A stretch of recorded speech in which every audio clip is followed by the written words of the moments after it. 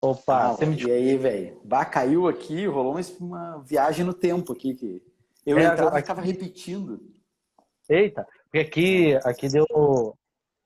caiu uma chuva aqui de repente agora em Nova Iguaçu de Hum, Meu Deus do céu, aí já viu, hum, né? Que é Baixada entendi. Fluminense. Você conhece o Rio, Rafa? Conheço, conheço. Conheço, eu fui algumas vezes, assim, não, não... Eu moro bem interior do Rio mesmo, entendeu? Aham, Então, aham. mas aí você estava falando, Rafa, Tá. sobre você voltou para Porto Alegre, começou É, a trampar com o Rafa no isso. quadrinho. E daí aqui que eu posso dizer que eu comecei a aprender a fazer quadrinhos, assim. E eu trabalhei muito tempo fazendo layout pro Rafael Buquerque. Até a gente começar a fazer alguns livros juntos, onde eu comecei a escrever, e foi tipo meio por incentivo dele, foi legal, assim, escrever desde que eu comecei a trabalhar com o layout também, eu comecei a ter muito contato com o roteiro, de todo mundo que trabalhou com o Rafa também, né? Millar, Scott Snyder, companhia, né? E é muito interessante tu desmistificar um pouco de como as coisas funcionam e tu poder criar também junto, né? Então fui estudando e fomos aí, né? Agora eu tô já há uns 3 anos Uhum. praticamente só escrevendo mesmo, assim. Mas então, Rafa, como é que foi para tu essa? Porque assim, eu é, Hum. comecei também negócio de quadrinho, meio que desenhar, até desenho. Hoje eu sou tatuador e tudo, mas Uhum. hoje eu prefiro escrever. Eu tenho mó tesão em escrever mesmo a história e tudo mais. Não Que tenho legal, muito cara. saco. Eu não tenho muito saco para escrever tipo um romance. A galera pergunta assim, por que você não bota em livro? E eu fico assim, pô, Hum. galera, eu não tenho muito essa visão linear do livro. Eu consigo ver mesmo em imagens, em quadros, né? Então, Uhum. assim, eu tenho uma tesão. Mas como é que surgiu pra ti pensar em assim, cara, eu quero só lidar com quadrinho só como roteiro? Como é que surgiu? Ou isso foi assim, acabou acontecendo e você falou, pô, maneiro, vou É, ficar por aqui. Fala acabou. Ah, o Edu ali. isso aí. Acabou que os primeiros foram, tipo, a primeira coisa que tu quer sempre é publicar, né? A primeira coisa que tu quer é Aham. conseguir mostrar o que tu consegue fazer, né? Uhum. Só que também tem uma parte interessante, como a gente trabalha aqui no estúdio, praticamente todas as primeiras histórias que eu fiz foram com o Rafa, tu tem um processo muito colaborativo também. Eu também penso com imagens, também é no... Uhum.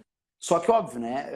Como a gente está trabalhando em equipe, assim, tem que suprir várias lacunas. Então, ele tem a tarefa artística dele, que é fazer história, contar a história da Uhum. melhor maneira artisticamente. Eu tenho uma tarefa de contar a melhor história, escrever ela da melhor maneira possível, né? Então tu, óbvio, tem que estudar. Tu vai ter que ir para entender a estrutura de história, entender a formação de personagem, conflito. Existe técnicas, né? Tem que trabalhar com as Uhum. técnicas, né? Assim como no desenho também, né? Mas a prática ajuda muito, né? Quanto mais tu vai fazendo, mais tu... Não adianta. Escrever é um processo, né, contínuo, né? Não adianta. Uhum. Como desenho, né? É meio isso. Aham. Mas é bem interessante. Por exemplo, tu falou em escrever livro. Eu tenho vontade de uma hora escrever. Porque é como desenho, tu vai te empoderando das coisas, eu acho, sabe? Sim, Quanto sim, mais tu sim. faz, mais tu realiza. Por isso que é importante tu finalizar, né? Quanto mais tu Uhum. faz, mais tu termina, mais tu vê resultado, mais tu vê que melhora, mais tu vai te empoderando, né? Como tu tatuando, né? Tu vai fazer a tua primeira Aham. tatuagem, deve ter sido uma bosta, acredito, né? Pô, foi a Alguém tá minha levando esposa, uma tatuagem ruim por aí, né? foi a minha esposa, ela já cobriu. Então, ó, né? É, Mas pois é. quanto mais tu vai fazendo, mais vai melhorando, né? É como tudo, assim, né? Uhum. É. Mas Não, é então, cara, interessante. mas assim, que você falou. Eu acho que para mim para mim teve um start ali que eu falei assim, cara, eu gosto de contar a história. Não interessa meio que Que como bom. ela vai aparecer ali no papel. Eu acho que de repente vai surgir outros caras que têm melhor habilidade para botar ela no papel, né? E Uhum. aí vai desenvolver melhor. Eu acho que a minha ideia, meu melhor eu consigo desenvolver aqui dentro do roteiro. E aí acabei fazendo. E aí o que você falou, cara, tem todo um estudo, né? Que às vezes aqui no Brasil a gente não tem esse valor, né, cara, para o roteirista. É Aham. meio que. Eu desenho, então eu consigo escrever. E aí tem muita Uhum. galera aí que faz um trabalho meio ruim, de baixa qualidade de roteiro, porque acaba achando que pode fazer tudo sozinho e não tem essa habilidade para escrever, né, cara? Eu Uhum. acho bem preocupante isso. Agora, o que você acha? Qual é a diferença para ti trabalhar lá fora, com os roteiros lá fora e aqui Uhum. dentro? Assim, eu nunca fiz muito. Eu fiz um quadrinho para cá, inicialmente, só. Que foi o primeiro quadrinho que eu co-escrevi ele com o Rafa e com o Teide Correia, que se chama O Segredo da Floresta, que foi o Nunes que desenhou. Uhum. E é um quadrinho infantil que a gente co-escreveu, então foi a única experiência que eu tive escrevendo essencialmente para cá. A grande diferença para o mercado norte-americano, eu acho, é a questão da língua. Né? Porque por mais que tu consiga passar a tua mensagem em inglês, tu sempre precisa, ou sempre pelo menos preciso da ajuda de um editor nativo, né? A gente sempre trabalha com editor, né? E nesse caso, especialmente um editor nativo, porque ele vai deixar a coisa muito mais fluida, né? Ele vai deixar, além de corrigir questões linguísticas que vão passar, com certeza, mesmo tendo revisão, a questão de como tu vai deixar a fala mais parecida com um diálogo, porque para nós é muito mais simples, no caso, fazer um diálogo de um gaúcho e um carioca conversando, né? Sim, Agora, sim, é verdade. é muito mais difícil fazer um diálogo de dois norte-americanos ou de um britânico e um norte-americano conversando, ou como foi no caso do Funny Creek, que a protagonista é uma criança, né? Nos anos 80. Então, isso tu precisa de nuances que a gente até tem capacidade, obviamente, na nossa língua mãe, né? Mas trabalhando com uma língua que não é minha língua materna. Então, Mas eu acho que é isso a maior diferença, porque no resto, culturalmente, nós já somos bem aculturados, né? A gente está bem acostumado com... Todo mundo lê quadrinho norte-americano, enfim, então a gente está bem aculturado nisso.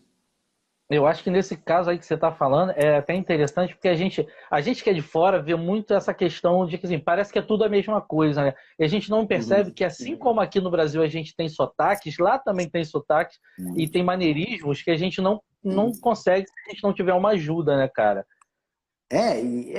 Com certeza, com certeza. E como é que foi?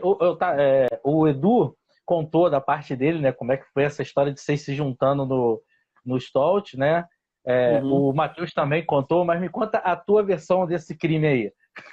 O Stout, na verdade, o Stout ele vem o Stout ele mudou bastante desde o início dele, né? O Stout começou em 2013, mais ou menos, e 2014, e ele era simplesmente um site de conteúdo de arte, né? E coisas relevantes à arte, não só quadrinhos, né? Ele abordava música também, abordava fotografia, abordava bastante... Era algo... Uma revista de conteúdo online relacionado à arte. E aos poucos ele foi sendo direcionado cada vez mais para quadrinhos, até pelo meio que a gente estava. E a gente acabou virando um selo, uma pequena editora de quadrinhos.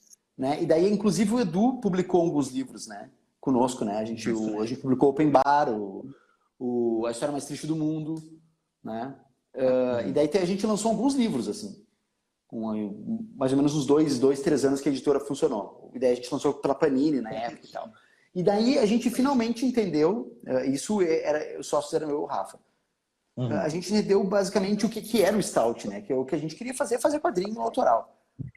Daí nesse momento a gente começou a fazer os nossos títulos, em seguida entrou o Edu e o Matheus, a gente foi ampliando, colocando mais projetos e essa é a ideia. Na verdade, a gente é meio que um coletivo que cria histórias em quadrinhos para vários mercados, né? Obviamente agora o nosso trabalho está sendo mais direcionado, no caso, para o Comixology, mas a gente lançou agora, relançou o Mundo Urbano, né, de novo, né, nessa edição de comemoração. Teve o Hidden Society, que saiu pela Dark Horse, que também é um título do Stout.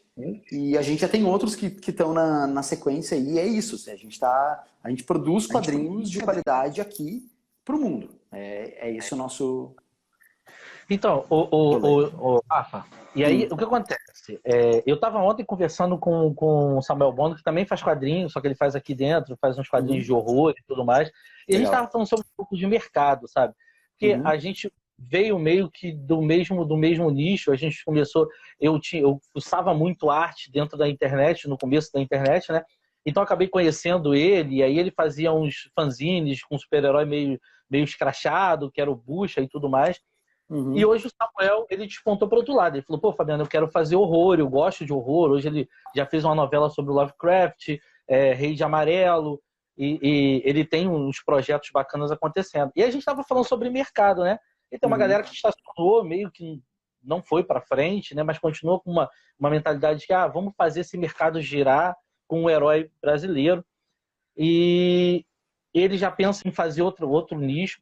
E aí eu vejo vocês do Stout, a gente estava conversando sobre essa questão de mercado, eu vejo vocês do Stout, vocês fazem quadrinho, são um coletivo, fazem quadrinho e levam para fora. E aí é um quadrinho de muita qualidade, muito bonito de se ver, mas aí eu te pergunto, Rafa, eu até fiz essa pergunta pro Edu e pro Matheus.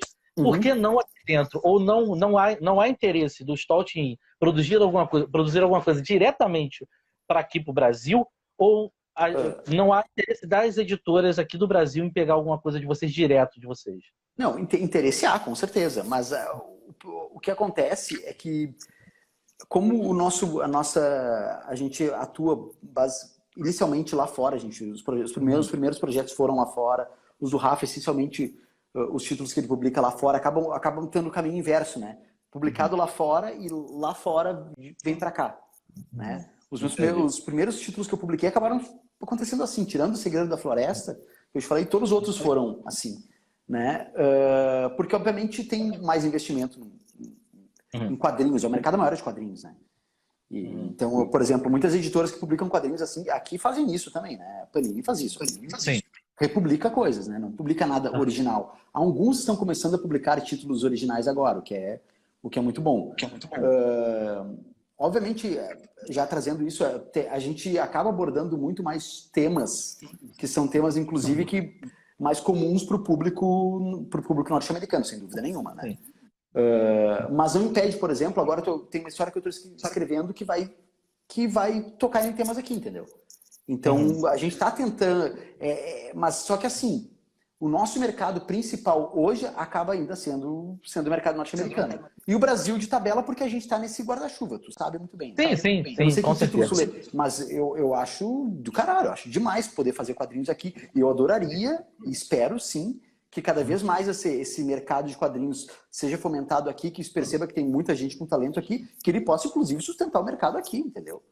Eu acho que isso é fundamental. Eu acho muito bom o movimento que está tendo com as editoras aí, com Pipoca, com Amino, sabe? Eu acho legal ter eu acho importantíssimo, na verdade. É assim que se for o mercado, eu acho.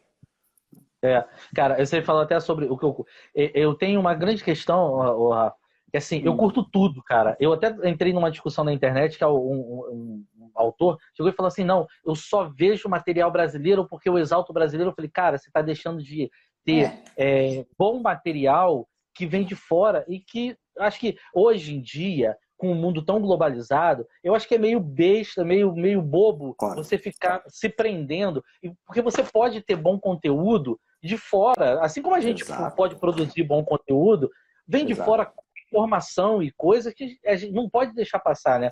Então, cara, eu tenho um amigo aqui perto que o cara tem coisa antiga, europeia, que saía em português de Portugal e ele pegava nas livrarias aqui do Rio. Então, às vezes ele fala assim, Fabiano, tem aqui uma coleção aqui e tô te mandando que eu achei ela, tá lacradinha, mas para tu ler. Aí eu pego coisas, sabe, bem antigas e que você vê que não perde o valor de obra, sabe? É muito bonito você pegar, ver os caras, as pinturas, que você vê que o cara fez um óleo ali, fez uma aguada. E eu acho assim, eu curto tudo. O que me mandam, eu tenho aqui material do Edu, tem material do Matheus, que eu conheci Matheus no FIC em 2015, conheci ele e Azeitona, né? E aí, eu não sei se você conhece o Wellington Fiuza. Só de nome, cara, eu acho, não lembro se... Não, acho que não, cara, pessoalmente acho que E aí, assim, o Fiuza tinha uma máxima que o Fiuza não fazia quadrinho com ninguém, apesar de ser um ótimo desenhista. E aí eu consegui fazer, a gente meio que entrou no acordo, ele fez uma história curta comigo, eu escrevi, ele desenhou, e aí Matheus e Azeitona vieram e falaram assim, o Fiuza, tal, não sei o que, a gente conversando, mas o Fiuza não faz história. Eu falei, rapaz, eu vou mostrar pra vocês que ele fez uma história comigo, eu só tenho uma revista, mas ele fez. Aí ele fez no dia seguinte, ele disse, não acredito, tal. Aí desde então eu conheci Matheus e Azeitona. Então assim, eu pego de tudo, cara, tudo que cai na minha rede, algumas coisas não me agradam, né, outras me agradam pra cá. do jogo, né? Mas eu concordo contigo, acho que não pode estar fechado, né, cara? Tu vai deixar de ver filme sul-coreano de terror foda porque tu é sul-coreano? Não, você tá falando uma coisa até na senda dos filmes. Esse mês passado teve um filme E nada francês. contra sul-coreanos, tá? Só tô falando por um exemplo, sabe? Não dá. Infelizmente não. Você falando sobre filme, eu tenho um filme francês que passou aí e a galera caiu de pau na Netflix falando, porque o filme é sobre pedofilia, não sei o quê. Eu falei, cara, eu sou um cara que eu sou abusado. Tá falando mesmo isso? Peraí, vou lá ver. Cara, uma obra de arte linda que fala sobre quando a gente que é pai, eu sou pai, né? Tenho uma menina de 8 anos, você não presta muita atenção no crescimento do teu filho, porque você está envolto em várias coisas, o quanto que você pode deixar passar algumas coisas que o teu filho, o mundo é que vai ensinar. E é sobre isso, sobre uma menina aprendendo sobre sexualidade, sobre as coisas com o mundo. Não tem em momento nenhum cena de pedofilia no filme. Tem essa questão da menina se descobrindo e tentando saber o que é certo e errado nesse mundo de adulto. E eu achei uma obra linda. E eu falei pra minha irmã, assim, que minha irmã tinha metido o pau na internet. Né? Eu falei pra minha irmã, você viu o filme? Ela, nem quero ver. Eu falei, bicho, mas se você não viu o filme, como é que você tá criticando? Aí ela falou assim, não, quero ver, isso é pra pedófilo. Eu falei, cara, então me considere pedófilo. Eu vi, adorei o filme. Eu acho que é essa mentalidade. Quando você deixa de experimentar, pode ser, poderia ser um filme de pedófilo. E eu ia falar assim, realmente, cara, é um filme. Mas eu só acho que só posso. Eu acho que dificilmente colocaria um filme de pedófilo hoje em dia no ar, né?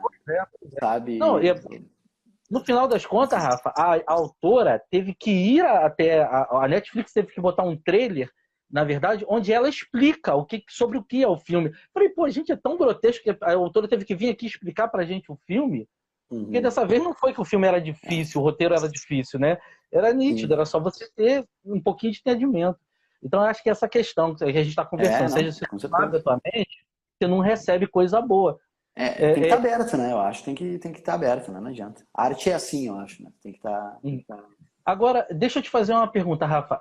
Você tem algum material que a gente estava falando sobre essa questão de cultura americana e tudo mais. Tem algum material que você acha que assim, seria totalmente Brasil, mas eu queria lançar lá fora porque eu acho que também fala com o pessoal lá fora? Tipo, ambientado no Brasil, mas você acha que seria interessante levar essa coisa lá para fora?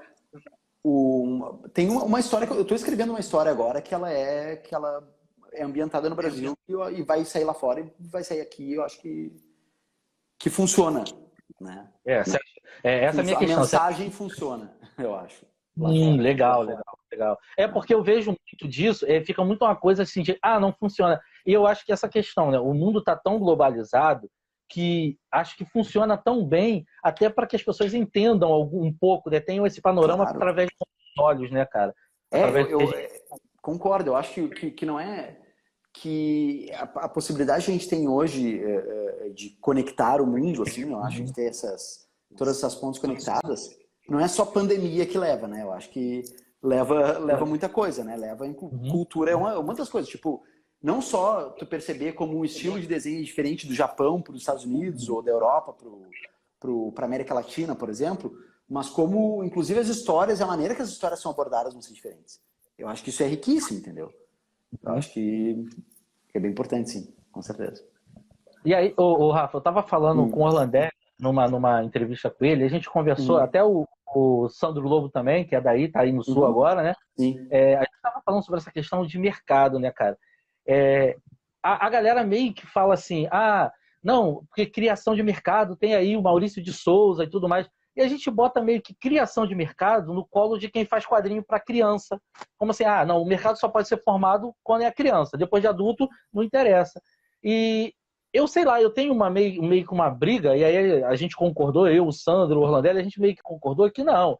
Dá para você formar mercado até num cara coroa já, né, cara? Se botou conteúdo que o cara gosta, o cara vai olhar e falar assim, peraí, vou ler isso aqui.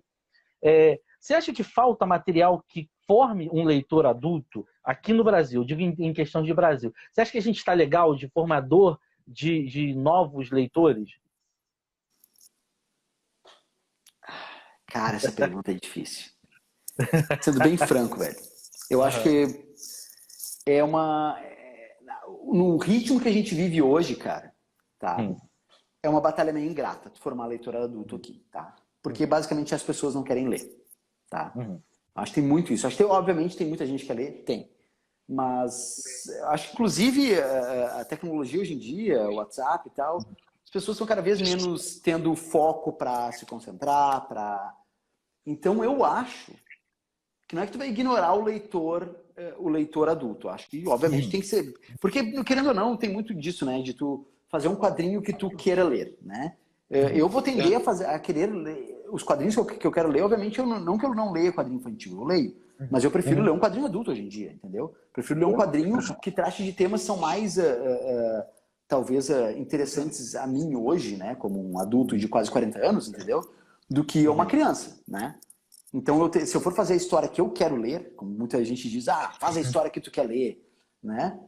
Eu vou tendo a fazer isso. Mas eu acho que é muito importante trabalhar bem um quadrinho infantil, um quadrinho de entrada, porque eu acho que isso é importante para formar essa galera, esses novos futuros leitores, entendeu? Eu acho que isso é importante. E eu acho que não só aqui, mas eu acho que até nos Estados Unidos a gente vê que é um pouco negligenciado ainda, sabe? Acho que não se deveria se trabalhar mais, eu acho, esse mercado de quadrinho infantil, assim, entendeu? Acho.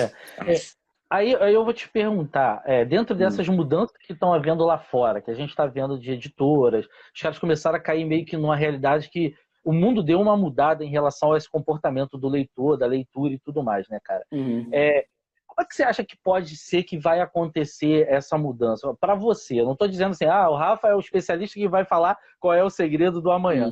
Mas assim, para ti... Espero que não conflita. Não, é perigoso, que a gente fala uma coisa... o Rafael falou que vai ser assim, né? Aqui a gente está perigoso. Né? Então, assim, para você, como é que você vê essas mudanças que estão acontecendo? Tipo, a DC já está começando a anunciar que vai abandonar o universo compartilhado. A Marvel já está tendo mais mudanças aí no enfoque dela de como fazer quadrinho. Como é que você acha que vai vir esse mercado aí mais para diante? Você acha que pode correr o risco dele ter uma mudança brusca? Tá. Bom, acho que primeiro, assim, entender mercado, eu acho que nesse caso a gente está falando sobre o mercado norte-americano, digamos, que é o mercado de super-herói, né? Sim. No nosso mundo, assim, ocidental, vou dizer, né? Porque o Japão é outro rolê, a Europa é outro rolê, assim. Sim. Eu acho que o que está acontecendo é que essas editoras, como a Marvel, DC, elas estão dentro de grupos financeiros muito grandes, né? Que fazem muito dinheiro e quadrinho é uma parcela muito pequena desse rolê. Né? Se tu colocar em números, tu vai ver, né? É muito isso, assim, né? Tipo, um filme, dependendo de uma boa bilheteria de um filme, paga quase toda a verba de uma indústria de quadrinhos no ano, sabe? Então, só que, óbvio, a gente sabe que as ideias, aquilo vem dos quadrinhos e tal. Mas eu acho que as grandes estão percebendo isso, acho que elas estão começando a... Porque no final das contas o negócio dessas grandes editoras é trabalhar os personagens clássicos que eles têm, porque é aquilo que, né, não que desmerecendo de maneira alguma qualquer outro personagem pequeno que está entrando agora, acho que é importante até porque, querendo ou não, tu tá ali 75 anos contando, 80 anos contando a história do Batman, entendeu? Sabe? É um personagem do caralho, tem muita história ainda para ser contada do Batman, mas vai desgastando, né? Tu tem que ir atualizando, tem que fazer ele casar, tu tem que fazer ele morrer, tu vai ter que fazer ele nascer de novo, sabe? Esse não adianta, né? Super-herói é uma parábola, né? É aquela, enfim. Mas o que eu acho que está acontecendo é isso. Eu acho que essa indústria está se acomodando. Eu acho que ao mesmo tempo que está diminuindo um pouco, eu acho que tende a cada vez mais diminuir as edições, sabe? Os que a gente chama de flop, aquelas edições tipo esses formatinhos assim, sabe? Isso aqui tende a diminuir, né? Eu acho, cada vez mais.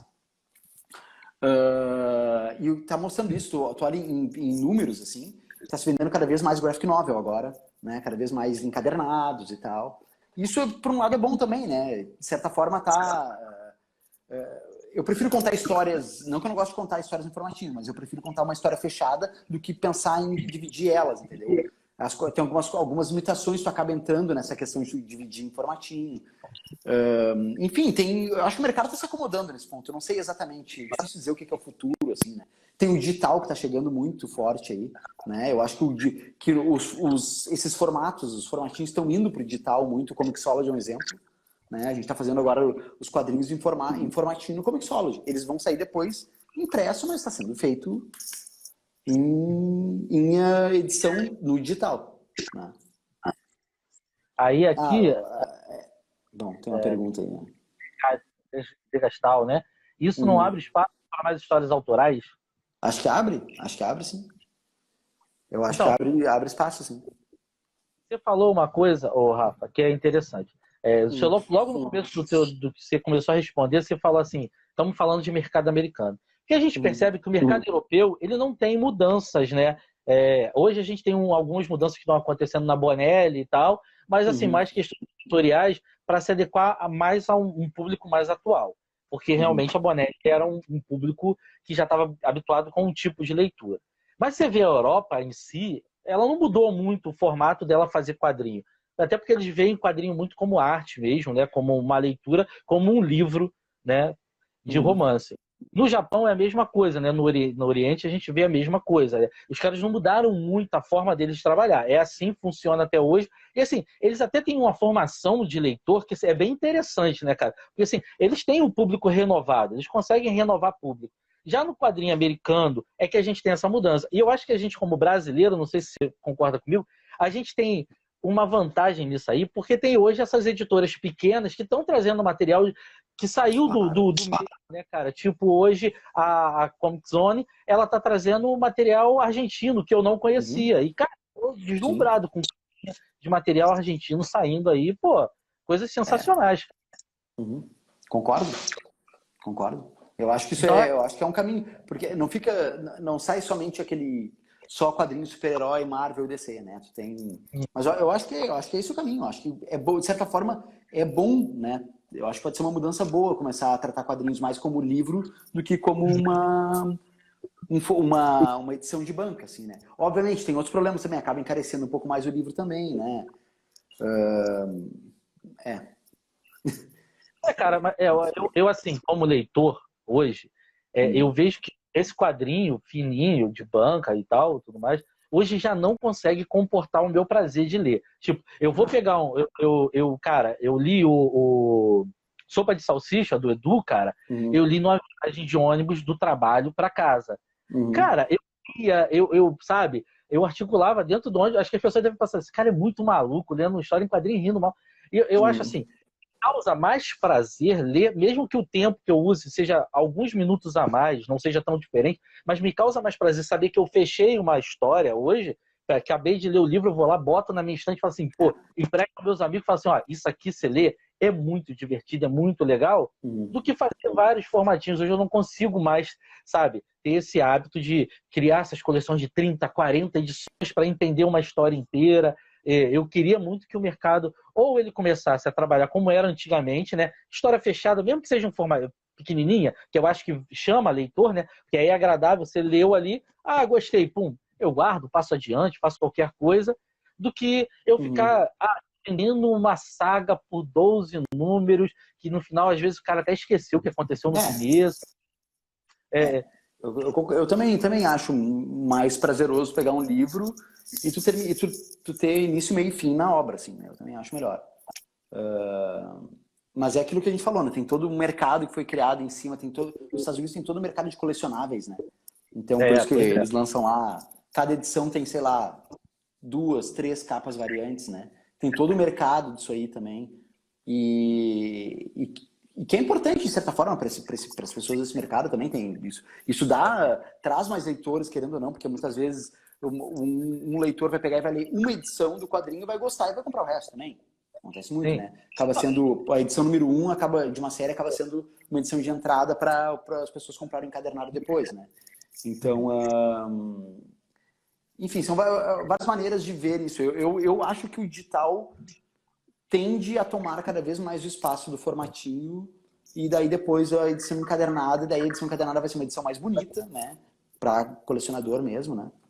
Acho que é mais ou menos por aí. Aí a gente, falando de quadrinho digital, cara, a gente vai para Funny Creek, que eu achei sensacional. Vou começar falando. Primeiro que eu sou. Eu pago pau pro Edu, porque eu gosto demais da arte daquele cara, velho. Porra. É bom, né? Eu aprendi, eu demorei um tempo para aprender, mas eu aprendi que às vezes a arte consegue conversar tão bem com o que o cara escreveu, com o que o roteirista escreveu, que as coisas que o Edu até hoje fez, eu fico assim, cara, como é que esse cara consegue me fazer sentir tudo isso nesse desenho que eu olho a primeira vez e falo assim, esse é um desenho cômico. Mas não, o cara faz um open bar que eu ri, mas no final eu fiquei sentado no sofá e falei assim, porra, que história, cara. Pra mim que tenho filho, sabe, demorei um tempo pra ir a história. Eu falei, o cara faz um desenho que qualquer um que eu... Até os amigos que eu apresento, eu falo assim, aqui, ó. Aí os caras falam assim, é de humor? Aí eu, nem tanto, né? Então, assim, a gente vai para Funny Creek, cara. Como é que foi essa viagem, fazer Funny Creek direto para o digital? E como é que foi o medo? Teve ansiedade aí de vocês? Como é que foi para você aí essa parada de tô escrevendo para o digital e agora é nosso para o digital e a gente não sabe daqui para frente? Cara, para escrever pro digital, assim, Funny Creek, eu até falei esses dias num outro evento que a gente estava, num evento que a gente estava gravando, que o Funny Creek pelo menos até agora, é uma das histórias, não a mais difícil que eu escrevi. Porque eu acho que primeiro que a história foi pensada em três, assim, foi pensada eu, o Edu e o Rafa, né? E ela foi. Por mais que a gente tivesse. A gente está pensando nela há muitos anos já. A gente começou a trabalhar nela uns 3 anos atrás mesmo. Mas aos poucos as coisas foram se acomodando e tal. Mas ela tem uma temática que ela é muito interessante em vários aspectos. A grande dificuldade, eu acho, também ali foi trabalhar com várias camadas de interpretação que seja possível. Uma criança, né, sei lá, com 10, 11 anos, ler esse livro, né, e ter um nível de entendimento, e também um adulto, tipo, tu ler esse livro e ter vários níveis, né, ou alguns outros, sabe, tipo, atingir em vários momentos, ter várias camadas que a gente chama. E fazer uma criança falando é bem difícil, né, ainda mais em inglês, foi uma coisa bem trabalhosa de fazer. Mas em si, para a mídia digital, não teve um grande desafio assim para o roteiro. Eu acho que a maior mudança acaba sendo na questão da arte, né? Que tem alguns cuidados que tu precisa tomar por causa daquela leitura guiada, né? Tem a leitura quadro a quadro. Mas basicamente isso, assim, não é uma grande mudança, assim, na verdade. Para escrever, pelo menos, não foi uma grande mudança. Muito mais a questão do tema. Né? Muito mais a questão do tema, do que a gente estava abordando, que tem um final que acaba sendo um final que talvez algumas pessoas agradem, outras pessoas não agradem. A gente sabia disso. Né? Tipo, isso é algo que muita gente vai dizer, que porra é essa, sabe? Mas, enfim. Verdade, é verdade. Mas enfim, né? Eu acho ele bem, bem bacana. Eu vejo isso que você falou. Eu tô para comprar esse do Pipoca Nanquim, até porque eu quero que minha filha... Eu acho que é isso que você falou, cara. Eu acho que vocês conseguiram fazer uma coisa que o mercado americano tem feito muito no desenho animado, que a criança consegue ver, entender a um certo nível, sem algumas coisas que é para o adulto ali, sem atrapalhar aquela diversão da criança, sem criar um mal-estar, né? Eu estou falando, a minha filha via Steven Universo e toca em assuntos, né, que algumas pessoas acham tão delicados, que é da homossexualidade, relação parental e tudo mais, e ele fala muito tranquilamente. E a minha filha via, assim, uma vez a gente falando sobre alguma coisa, eu não lembro qual foi o assunto, sobre a relação de duas mulheres, aí ela virou e falou assim, mãe, é igual a Garnet. Aí eu falei assim, por quê? Porque elas são duas meninas e elas se amam. Aí eu falei, é igual a Garnet, minha filha. Aí ela, então, é só amor. E eu falei, puta merda, cara, o desenho ensinou minha filha uma parada que de repente eu ia levar um maior tempo, uma maior volta pra falar. E eu acho que o Funny Creek tem essa habilidade, sabe? Sim. Que você falou, tem as camadas ali, e a camada que a criança vai entender, ela não é poluída pela camada que o adulto vai conseguir captar, entendeu? E eu acho isso muito legal. Eu achei que, sim, em termos de roteiro, é foda, porque, de boa, Obrigado. eu que curto escrever, eu ainda não sei se eu teria essa habilidade que você teve, de conseguir fazer essas camadas funcionarem e, ao mesmo tempo, não se atrapalharem, cara. Eu acho bacana. Obrigado. Foi bem legal de fazer, assim, bem desafiador. Mas o desenho do Edu foi demais, assim, as cores da Pri ficaram muito legais, ficou tudo, a gente tá bem feliz. Foi um livro bem legal de fazer, foi bem massa. E, Rafa, como é que foi essa parada da transição? Já existia uma conversa com o Pipoca e Nanquim para eles trazerem a partir do Amazon? Ou isso veio depois? Sim, foi meio. A gente já tava. A gente foi meio concomitante, assim. A gente. E assim, a gente tem mais livros para saírem agora pelo Comixology. Uhum. E, obviamente, a nossa ideia é tentar trazer todos para cá, né? A gente depende de algumas, não só nossas decisões, assim. Invariavelmente, todos vão sair agora também em português, no mesmo formato do Funny Creek. Mas foi bem interessante. A galera do Pipoca manda muito bem. O livro é foda, uma edição demais, assim.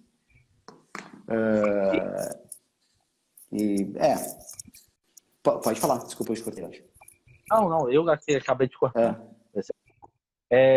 Rafa, e aí sempre tem as questões editoriais, né? Quando você passa de uma editora para outra, e nesse caso do Comixology, para vocês trazerem para o Pipoca e Nanquim, sempre tem algumas coisas que você tem que ser acertado, né? Nesse caso, editorialmente, foi um papo do Stout Club com o Pipoca, ou foi um papo a três? O Stout Club, a Amazon e Comixology e o Pipoca para definir como é que ia ficar o formato do quadrinho? Um pouco a três. A gente tem um acordo com o Comixology, que é o nosso acordo de publicação, e a gente faz acordos separados de acordo com a demanda. Assim. Mas, obviamente, todos acabam sendo envolvidos até pela questão de divulgação e tudo. Eu te perguntei porque, assim, eu sei que algumas editoras, quando a gente traz material aqui para o Brasil, os caras acabam tendo algumas exigências de tamanho, de papel, de tipo de impressão. Coisas que vocês interferiram? Não. Porque, por exemplo, o Comixology também está publicando agora os livros deles nos Estados Unidos pela Dark Horse, né? Então, agora até já anunciaram alguns livros lá que vão ser publicados do selo, porque eles tinham aquele print on demand, sabe? Que tu podia imprimir o livro. E agora eles estão, a princípio, lançando a linha deles pela Dark Horse mesmo. Então, Entendi. Cara, eu nem tinha... Mas aí, nesse caso, como é que fica a questão de negociação, de onde vai sair? É vocês que decidem, a Comixology já tem um acordo, e aí vocês só ganham... Tem um acordo. Existe uma proposta, é negociado onde vai sair. Assim, já existe um modelo de trabalho, eles já têm um modelo de trabalho. Sim, entendi. Com a prioridade deles é a prioridade digital, né? O negócio deles é quadrinho digital. E você acha é bem confortável, né, trampar nessa área, mas você acha que está dando um retorno bacana? Eu digo assim, tem um número de leitores, não digo nem financeiro, porque acho que o financeiro ele vem no montante, né? Com o tempo. Mas você acha que o número de leitores, vocês conseguem acompanhar isso? Você diz assim, cara, quantos acessos está tendo, número de leitores? A gente não tem, pelo menos até o momento, a gente não tem um relatório assim de, teve tantos acessos. Mas ele foi muito bem, assim, a gente acompanha assim, em listas, ele ficou durante um bom tempo como mais lido, mais vendido e tal, principalmente nas primeiras edições, né? Então ele foi bem, assim, foi bem até, acho melhor talvez até do que a gente esperava em algum aspecto, assim. Mas a gente não tem números absolutos, porque tem muito a questão de assinatura, né? Porque quem é assinante do Comixology, do Prime lá, acaba tendo acesso também, né? Então eu não faço ideia como eles contabilizam isso. Né? Eu achava que vocês tinham algum relatório do tipo assim, o quadrinho de vocês está indo legal, está tendo muitos acessos, acesso Prime ou acesso pago e tal. Eles mandavam alguma coisa para vocês até ter um feedback de, legal, a gente está indo, legal, a gente está caminhando aqui ou não. Não temos.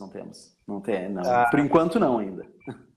É uma pena, né? Porque isso aí ajuda, né? Porque, tipo assim, hoje vocês têm o Funny Creek, mas tem muito mais trabalho para vir e que isso ajuda, né? Vocês verem mais ou menos aonde é legal vocês irem levando o trabalho de vocês, que está tendo um retorno bacana, né? Ou que pode ser... né? E aí, Rafa, sobre projeto futuro aí, como é que tá a tua cabeça para essas coisas aí de... O Matheus falou que tá fazendo um trampo, né? No Stout aí com... Ele falou, não posso falar, mas já tô trampando já há um tempo, já há uns meses, desde que começou a pandemia e tal. E aí, e pra ti, como é que tá sendo aí? Tá Eu tô trampando? trabalhando também, eu tô terminando de escrever umas coisas aí que devem ser anunciadas, também não posso falar, né? Mas Enfim, devem ser anunciadas em breve, acredito. E tô aí, fiquei trabalhando na pandemia também. É e isso aí. conseguiu produzir mais, o Rafa? Porque a Cara, gente eu gostaria de ter produzido mais, mas consegui. conseguiu dar aquela produzida. Porque dá uma pirada, né, cara? Eu aqui, É. tipo, em pandemia, com lance de tatuagem, eu travei. Eu falei, não vou fazer, porque Não, tá envolve certo, né? tecnologia e tudo mais. Teve uma galera que caiu para dentro, ganhou dinheiro aí com esses negócios de pessoal que pegou esse auxílio e acabou torrando errado em tatuagem e tudo mais. Teve uma galera que ficava esperando, falava, Fabiano, eu tô esperando só entrar o auxílio da galera, porque é dinheiro certo. Aí fez uma grana. Só que eu falei, cara, eu não Uhum. quero arriscar e tal. E agora, depois que saiu alguns regulamentos para a gente que é tatuador, eu comecei a desenvolver já um trabalhinho, mas tô meio no cagaço. Vou falar para vocês de verdade. Tem que ir devagar, né? Tem que ir devagar.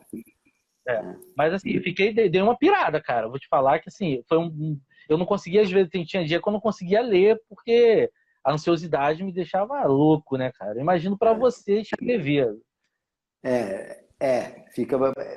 Tem que tentar criar rotina, assim, mas é complicado, assim, mexeu bastante, né?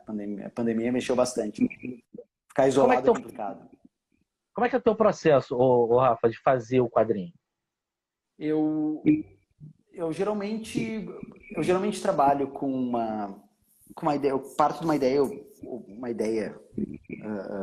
que eu vou trabalhando ela, decupando ela, tornando ela mais algo realizável.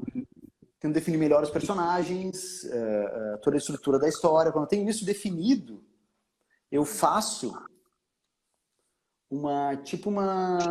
como se fosse uma história em prosa, assim.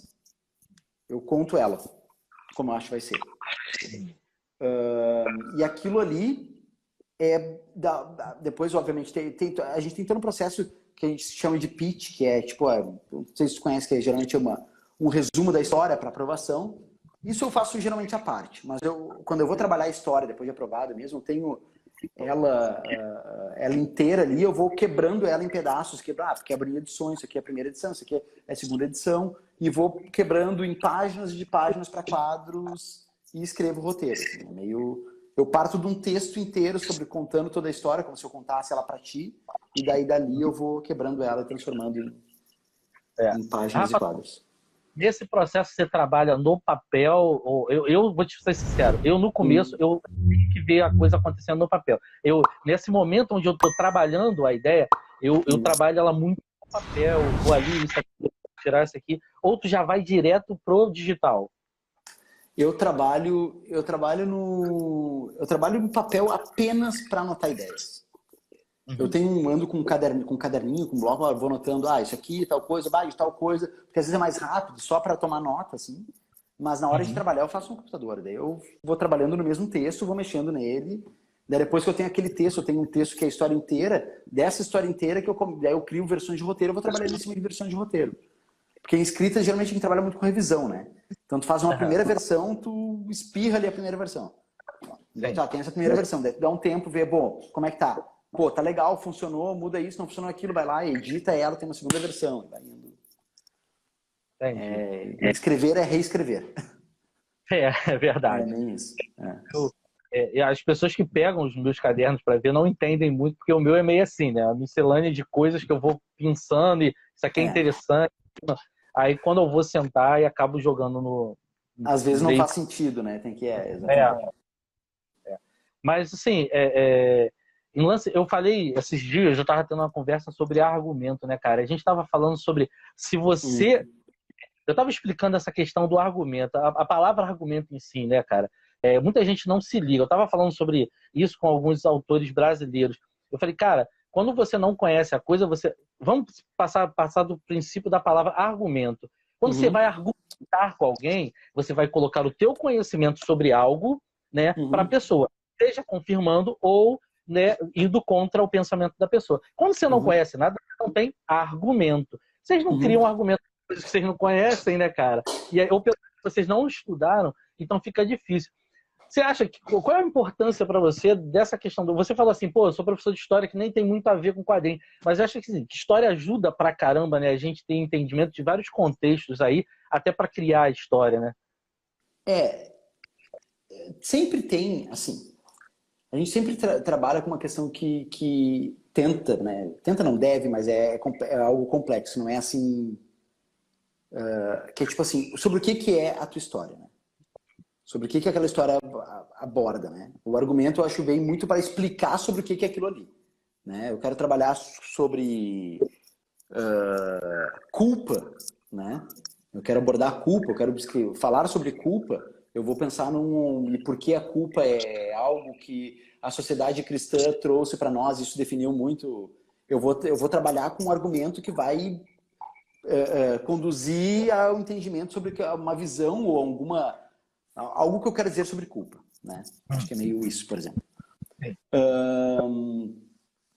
Sobre a questão da história, eu acho que assim, eu sempre tento, claro, usar cada vez mais ainda. Eu acho que hoje em dia o conhecimento que eu tenho, a facilidade que eu tenho para algumas coisas, para trazer para as histórias. Eu estou trabalhando com uma história que é uma história que se passa no século XIX agora,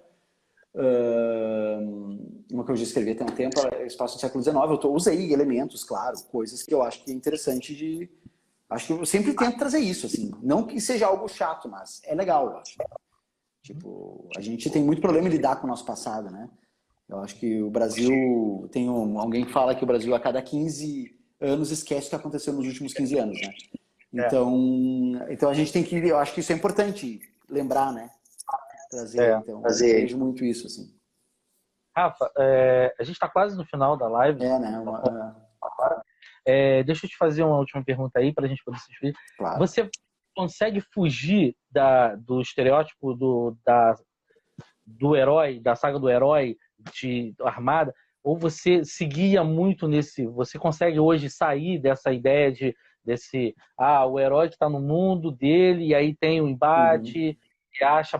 tem a proposta, e aí a negação, depois vem o mestre, ou você meio que trabalha em cima disso? Cara, eu confesso que eu não tento trabalhar em cima disso, embora sim. Principalmente quando trabalha com um herói, né, com um super-herói, não que o herói seja essencialmente o super-herói, as pessoas acabam tendendo, e não só as pessoas, não só quem está escrevendo, a gente acaba, inclusive, interpretando as coisas dessa maneira. Então, muitas vezes, tu não está nem colocando dessa maneira, mas acaba sendo interpretado dessa maneira por causa do caminho do herói e tal. Eu tento seguir mais a questão de arcos dramáticos, assim, né? E acaba que se tu pegar o arcos dramáticos, pegar o caminho do herói, tu vai colocar em cima, vai funcionar também, sabe? Então, tipo... Eu acabo trabalhando muito mais, acabo trabalhando com 3 arcos. Embora eu sei que dá para trabalhar com mais arcos, eu acabo trabalhando geralmente com 3 arcos. Mas eu também acho que é importante ter regras, acho que é importante ter uma estrutura de trabalho, enfim, as regras de criar tensão e tal, coisa. Mas eu acho que, acima de tudo, quadrinhos, principalmente, é um meio experimental, né? Então, acho que é legal variar. Acho que é importante testar novas abordagens, assim, né? Mas, enfim, tem que testar tudo, tem que saber o básico para testar. É um aprendizado sempre, né? Não adianta. E o Rafael Scavone, ele tem um nicho do quadrinho que ele gosta de escrever? Um nicho de quadrinho que eu gosto. Cara, eu tô escrevendo mais terror agora. Mas se eu gosto de escrever... Cara, eu acho que eu acabo gostando mais de escrever histórias tristes, infelizmente. Né? Eu acho que eu acabo indo para uma coisa mais... Mas eu também quero trabalhar isso também. Assim, eu acabo trabalhando com histórias mais pesadas, eu acho. Mas eu acho que tem muito a ver com o momento, assim, sabe? A gente é muito um reflexo disso, eu acho, sabe? De o que tu tá absorvendo, o que tu tá vendo, o que tu... mas eu gosto de tensão, eu gosto de thrilling, eu gosto de coisas que te instiguem, sabe? Talvez muito mais do que te façam rir, assim, sabe? Eu acho, assim, pelo menos eu vejo. Mas eu tô disposto a testar muita coisa também, né? Acho que tem uma jornada pela frente ainda. Não, eu tô fazendo um roteiro já tem algum tempo, de quadrinho para deficiente visual, né? Ah, legal. É uma proposta aí que a gente tá Sim, com um sim. amigo. Cara, graças a Deus o Lobo me deu umas dicas maravilhosas, cara, pra gente trabalhar isso. É, É, Aí a coisa tá deslanchando. Eu legal. tenho um amigo que é deficiente visual que entrou na jogada e tá me ajudando muito a Que entender como legal. é que é o mundo do deficiente visual, né? E aí a gente está trampando isso. E você falou, eu também estou numa dificuldade tremenda, cara. Eu estou numa parte do roteiro que é uma parte muito, muito leve, muito. E eu não consigo. Toda vez que eu vou escrever, a coisa acaba desandando por uma coisa meio pesada. Eu falo assim, não é isso que eu queria. Aí eu volto e começo a tentar reescrever. Né? É, O cara que tá desenhando fica assim, cara, quando você vai mandar? Eu falo, cara, pera, deixa eu só pegar o tom da coisa aí. a gente também acaba refletindo muito de como as coisas estão, né? Isso é uma. Não adianta, né? É uma parte. Pois é, cara. Esse quadrinho, assim, cara, me surgiu de algumas questões, né, que eu tinha em relação a gente. Porque, assim, cara, eu tenho um primo que faleceu do HIV, e aí eu fiz um texto uma vez sobre HIV, fiz até um quadrinho que eu cheguei a lançar tal. Eu acho que tem tanta coisa que a gente consegue falar, né, sobre tantas coisas e trazer à baila a verdade de algumas pessoas, né? E aí, do deficiente visual me veio, cara, indo e voltando do trabalho, eu via muito, às vezes, alguns deficientes visuais e as pessoas meio que fogem, né? Passam em volta do cara, porque parece assim, se ele me ouvir que tem alguém do lado, ele vai falar, me dá uma ajuda. E aí Uhum. acabou. E aí eu fui levar isso pro deficiente, né? Eu falei, cara, pô, o Edu, como é que é isso e tal? E aí o cara começou a me abrir um mundo que eu falei assim, cara, a gente precisa falar disso aí, cara. A gente precisa escrever para as pessoas, né? Porque eu não sabia. E se eu não sabia, tem mais gente aí que é ignorante para a tua realidade, né? E eu acho que Claro. a gente, como roteirista, tem essa possibilidade, essa capacidade, né, cara, de trazer o mundo de alguém para as pessoas, né? Claro, com a ajuda do desenhista. Eu acho isso muito importante. Cara, Edu, a gente está aqui mais ou menos uns Edu, 5 não, minutos. Rafael. Rafael, olha, cara, tá pensando, Edu. É, A gente está aqui há mais ou menos uns 5 minutos para acabar, cara. E tá. assim, já de cara, eu quero te agradecer pela Obrigado, oportunidade da gente. valeu. Sei que foi meio turbulento, que eu imagino que você esteja aí no maior pegada. Deve ter gente pra caramba querendo falar de Fan Creek, dos trabalhos de vocês, e mais o trampo mesmo, né, de Uhum. vocês aí. Eu só tenho que te agradecer, cara, o espaço. Agora eu vou tentar Obrigado. pegar uma perto, né, cara? Boa sorte. Eu sei que é difícil. E assim, cara, eu só tenho uma reclamação pra fazer com você, cara. Eu fiz com É. todos os. Cara, vocês acabaram com o programa que vocês estavam fazendo. Eu só achava o horário ruim, 18 horas, que era a hora que eu tinha que dar Ah, banho pequena. Mas, poxa, cara, 60 segundos para o Apocalipse era muito divertido, era muito legal, cara. a gente tá, é que chegou um ponto que a gente tinha que parar para trabalhar também, porque né, leva muito tempo, né? Tu sabe, né? Acaba levando Imagina. tempo isso de fazer e preparar. E a gente, quer saber, vamos dar um tempo aí, porque a gente estava cansado mesmo. Não, era divertidíssimo, cara. Vamos ver se uma Eu hora a adorava. gente volta. Mas, cara, sabe por quê, o Rafa? O que acontece, assim, eu até tenho contato com alguns amigos, e aí eu conheço alguma galera do quadrinho, né? E Uhum, de com e tudo mais, conheci Matheus, conheci Edu. E assim, uhum. cara, eu vejo essa questão de que, assim, a galera que curte só o quadrinho fica meio que assim, cara, os caras, isso aqui. E eu achava muito divertido que vocês levavam um papo, era um papo. Tava ali, às vezes, o Azeitona, tava outros autores. E vocês estavam batendo papo, falando do dia a dia, falando como é que tá sendo aí a pandemia e É, tal. Isso era muito divertido, cara. Isso me ajudou pra caramba em alguns momentos que eu tava que meio bom, tenso. Eu cara. falava, vou sentar aqui, vou ver os caras. E aí eu ria, vocês falando, conversando, achava Fico feliz. interessante. Pô, era muito bom. Eu acho que é uma parada que nem que vocês façam uma vez por semana, acho que deve voltar, tem que voltar. Vamos estudar, vamos falar com a galera aí. Vou voltar. Rafa, então a palavra é sua aí, tá? Que a gente já tá acabando, tá? Eu não quero sair correndo para terminar a live aqui e a gente ficar. E aí é contigo aí, cara. Tá. Bom, valeu, obrigado pelo convite, obrigado a todo mundo que assistiu.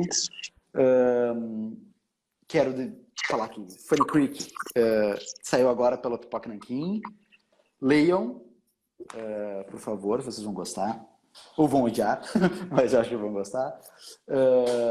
E em breve a gente vai anunciar mais coisas, fiquem ligados no Stout Club, que a gente vai anunciar mais coisas logo mais. E isso aí. E cuidem da quarentena, fiquem em casa, cuidem dos próximos, cuidem de todo mundo e votem. Tá. Isso aí. Rafa, eu quero até fazer um jabá a mais. A galera que não comprou do Pipoca Nanquim, mas que tem interesse, a Comixology agora tá fazendo uma experiência no Brasil também, né, cara? E aí você consegue pegar. Se você não quer fazer do Comixology, cara, quem quiser Amazon, ler digital também, sim. isso, Amazon Prime tá ali, você vai ter acesso, tem o Funny Creek, tem os lançamentos que os caras estão trazendo. E, cara, Também, claro. vale a pena. Eu acho assim, até agora, e aí não é puxando sardinha, eu vou te falar, até agora, nada que eu vi que vocês fizeram, e aí eu digo os 4 lá do Stout Club, nada que vocês fizeram até agora não me desagradou, não fez assim, olha, isso aqui eu não gostei não. Cara, tudo que vocês fizeram, até teus trampos lá fora, eu curto bastante, eu acho que vale a pena a gente experimentar. E aí, para os caras xiita que ficam assim, eu só consumo material brasileiro, mano, é puro material brasileiro. Não importa se tá indo, é brasileiro fazendo, né, cara? Né? Então, Rafa, brigadão. Valeu, obrigado. Votem, né, cara? E aí, cara, fica com Deus aí, tá? Tamo junto. Valeu. Falou, velho. Um abraço. Tchau, tchau. Tchau, tchau.